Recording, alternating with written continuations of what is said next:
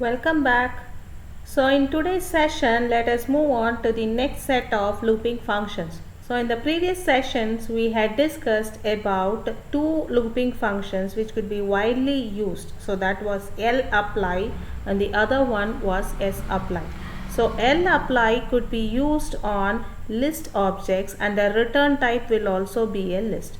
But sapply is the difference was that you can use it on the list object, but the return type will vary. It can be a vector or a matrix or the list as well. Fine. So now let's move on to the next set of looping functions which are available. So we'll be seeing another function which is called as tapply. So what is this tapply? So tapply is, so this tapply can work on vectors. So it can work on a subset of vectors. Fine. So the input argument for this particular tapply is a vector, a subset of a vector, and the second argument will be a factor and the third argument will be a function.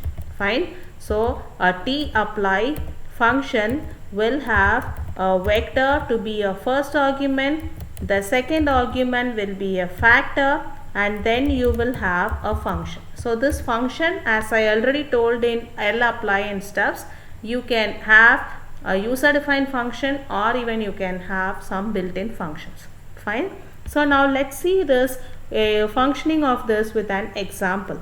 So now let's first create a vector. Fine. As I said, it is a vector. You can have a subset of a vector. So now I am going to use this rnorm function. So we had seen what this rnorm is. So I had told you already what rnorm is. Fine. So it is going to generate some random numbers. So I say 10 random numbers. First thing you have to, the very important thing you have to have in mind with this tapply is, all these first two arguments has to be of equal length. Fine. So in tapply you had a subset of vector and the factor. Both should be of equal length. Okay, fine. Yes. So now I would try introduce you with another function which I call it as runif. So if I say runif 10, so what does it mean is, it is going to loop this again and again for 10 times. Fine. Yes. So now I say runif of 10. Now again I go for saying rnorm some 10 comma 1. Fine. So now I have created a vector. So a vector x is created. Now I want to create a factor. Suppose I say my factor. We know how to generate a factor. Fine. I don't want to create a factor or check what is the factor for a particular stuff. I am going to generate a factor. So for generating, we know there is a function called as GL. So directly we will generate. I want to create 3 factors. See, because I have 3 levels here, so 3 kinds of levels. So I say 3 factors and I say the length should be 10, because I already told it should be of equal length. I say 10. Okay, fine. So now factor is also created. Now let's use this tapply function over this vector x with the factor followed by mean. Mean is the function. Fine. Yes. So now you have got some answer. So this is just the mean of that particular subset of vector. Fine. If you want to print the vector and check, yes, you can very well print. Now let me print x. See, this is the vector which is created. Fine. So it has created. So you have 30 values. Is it clear? Fine. So each 10. So you have 30. So in each vector you have some levels. So I had created that factor f. Yes. So print of factor f. You can see 3 levels. 1, 2, 3. Why 3 levels? Because I had created here 3 parts for your vector. 3 levels for your vector. Fine. So that is why I have created this, and you can go with this tapply. Okay, over a vector. So this lapply was over a list. Now tapply is over a vector. Okay. So this tapply function is having another attribute. So you can say simplify is the attribute, and this will either take a true or a false. By default it is true. So you can see it was displaying the output in a simplified form. Fine. So if you don't want that as a simplified form, you want it to be a list as well, so you can find here for the first one this is the mean, the second one this one, third one this is the one. Okay, fine. So by default it is true, otherwise you can make it as false. So this is with your T apply. So we have the other two functions. The first one we call it to be apply, simply apply. So what is this apply? So we had already seen L apply which works on list, T apply which works on a vector. So this apply function works on a matrix. Okay, so it works on a matrix followed by a function. Fine, yes. So followed by a function. Before the function you are going to have some value which will say that that has to be maintained. Okay, so if I say row or a row, if I want a column, it is a column. Okay, fine. So now let's see an example for this. When we go on to the example, you will better understand. Now I say matrix, I want to create a matrix. So I say matrix, we know the function, so it is matrix of, and I say some C of 1:9, and I say I want n row to be 3. So now I've created a matrix. Fine. So if you want, you can check out what the matrix is. Now let me print the matrix which is created. Fine. So it is 1 2 3 4 5 6 7 8 9. So this is the matrix which is created. Now let's apply this function. So now I say apply of over the matrix, and I say I want to find the mean of the columns. Fine, mean of the columns.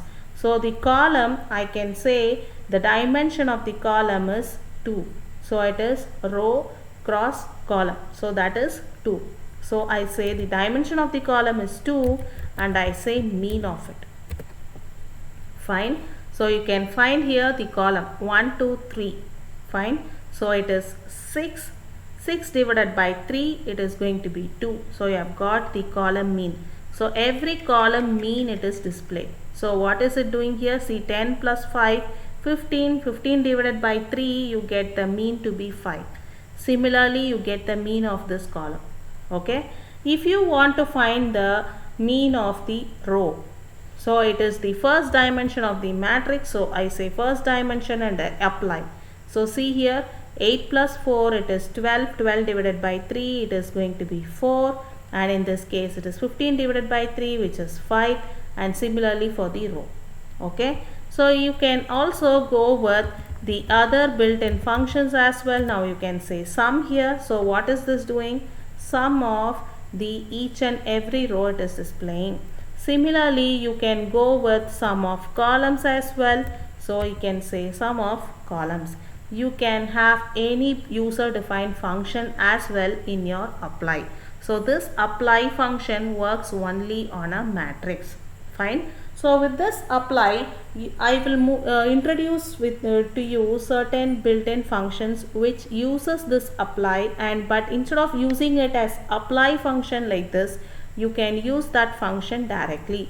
So we know this mean and sum are some basic functionalities which are available. Suppose you want to only perform that over these columns. So you have one method which I call it as column mean. Okay, column mean of the mat. Sorry, so it is column means of mat. Okay, so you have 2 5 8. See the same thing, 2 5 8. So the matrix which we created, for that the mean of the columns. Similarly, column sums if you want. So you have column sums of mat. See, you are getting the column sum 6, 15, 12, and 24. Similarly, so what will be the other one? So it is going to be row sums. So you can say row sums. So you can find the sum of the rows, you will get 12, 15. See, 12, 15, 18. So the same answer you get here also. So these are few built-in functions. So what will be the mean of rows? So obviously row means of the matrix which you created. So these 4 built-in functions are going to use the apply function over the matrix and it will give you the answer. So only for mean and the sum you have these 4 built-in functions, 2 for the column, 2 for the row. Otherwise, if you want to work on with some other functions, you can very well use your apply. So apply works only on a matrix. Is it clear? Fine. So the other left out function which is widely used, we call it as mapply. Fine. So what is this mapply?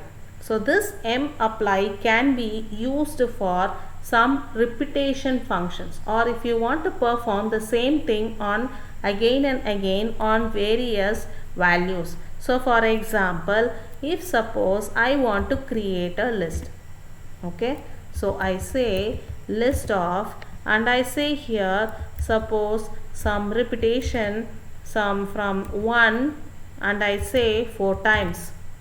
Fine. So which means I want to repeat 1 4 times, then I say 2 3 times, yes, then I say 3 4 times, also I say 4 4 times. Fine. So now let's try to print this list. So let's see how it is printing. See, it is saying here 1 is repeated 4 times, 2 is repeated 3 times, 3 is repeated 4 times, 4 is repeated 4 times. Okay, fine. So let me try a bit change here. So I say 3 and I make it so it is 4 3, so I make it 2, so a kind of stuff. So now I say 1. Now let me print this L. See here, so you have 4 ones, then 2 twos, then 3 threes, then 4. So in this case, if I have to go for repeating only these 4, fine, but this is tedious. If suppose you don't want this to happen, in that case the same functionality you can perform with mapply function. Fine. So I say mapply and I can directly say the function is repeat, and I can say the first one it has to vary. So I say for repeat you have 2 arguments, right? So first and second. First argument it has to start with 1 and end with 4. Similarly, my second argument has to start with 4 and end with 1. So this can be done. So you see, you get the same output. Fine. Suppose I change this. I say 1 and I say 4. So how is it coming? See here. Yes.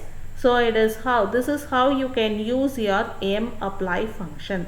So mapply function can be used for these kinds of scenarios. Fine. So these are the varieties of loop functions which could be used apart from lapply and sapply. So what we had seen in this session, so we had discussed about 3 functions, built-in looping functions which could be used. One is the tapply, the other one is a simple apply, the other one is mapply. We had also discussed about few built-in functions which is using this apply concept, that is the column rows, column means, column sums, similarly row means and row sums. Fine. Yes. So you can try working on all these looping functions with varieties of examples, and if you have any doubts you can very well contact me. Thank you.